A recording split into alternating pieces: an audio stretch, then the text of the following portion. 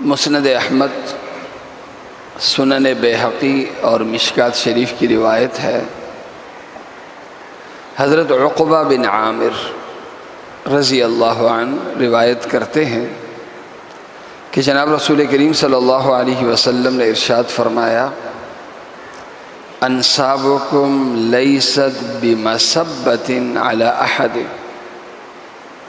کلکم بنو آدم، طف الصاع بالصاع لم تملؤوه، کفى بالرجل ان یکون بذیا فاحشا بخیلا۔ اللہ کے نبی صلی اللہ علیہ وسلم نے ارشاد فرمایا، کسی انسان کا نسب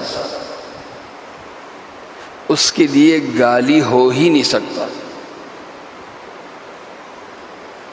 کسی انسان کا نسب اس کے لیے گالی ہو ہی نہیں سکتا۔ کیوں؟ اس لیے کہ تم سب ایک آدم کی اولاد ہو،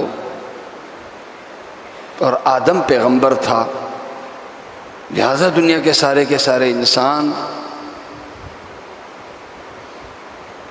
حقیقت میں پیغمبر کی اولاد ہے۔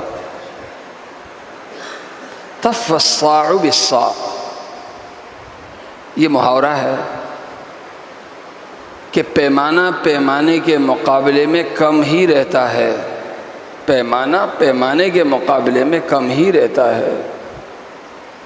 ہر انسان دوسرے انسان کے مقابلے میں کچھ کمیاں بھی رکھتا ہے، کچھ خوبیاں بھی رکھتا ہے۔ ہر انسان یا ہر خاندان دوسرے خاندان کے مقابلے میں کچھ نہ کچھ کمی ضرور رکھتا ہے، بس اتنا فرق ہے کہ میری کمی آپ میں نہیں ہے، آپ کی کمی مجھ میں نہیں۔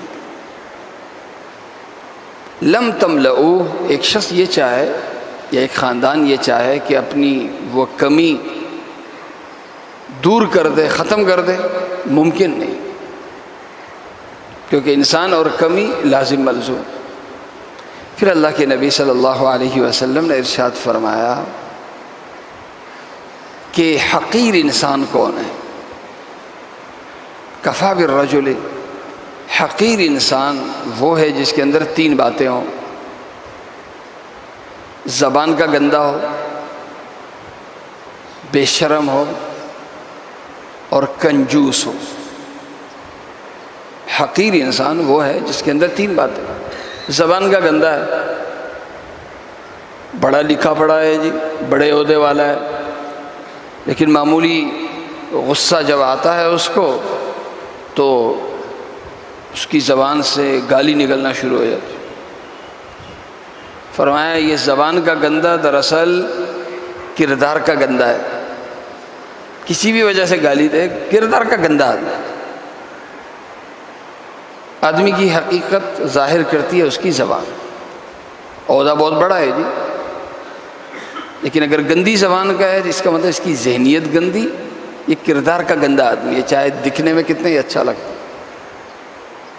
فاحشہ، بے شرم ہو، بے حیا ہو، اس کے اندر حیا ہی نہیں۔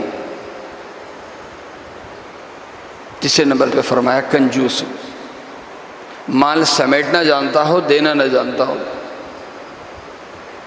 یہ تین خوبیاں فرمایا کسی میں ہے، چاہے اس کا عہدہ کتنا بڑا ہو، عہدہ کتنا بڑا ہو، حیثیت کتنی بڑی ہو، لیکن اگر یہ تین باتیں اس میں ہیں تو فرمایا حقیر، کمزور، گھٹیا انسان وہ ہے۔ اللہ تعالیٰ میری اور آپ کی حفاظت